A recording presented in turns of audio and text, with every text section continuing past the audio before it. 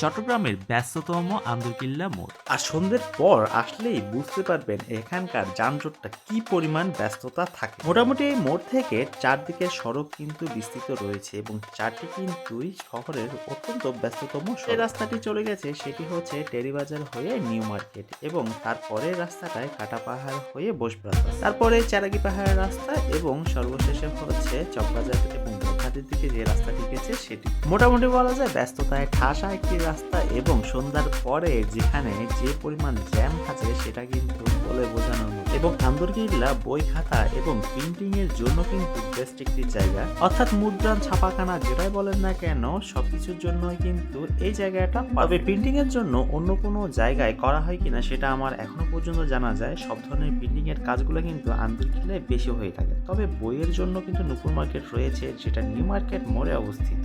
তবে প্রিন্টিং এর জন্য আন্দরকিল্লায় সবচাইতে বেস্ট। মোড়ের পাশেই রয়েছে আন্দরকিল্লা জামে মসজিদ, অনেক ঐতিহ্যবাহী একটি মসজিদ। আর আপনি চট্টগ্রামের কোথা থেকে ভিডিওটা দেখছেন অবশ্যই কমেন্টস করে জানাতে ভুলবেন না।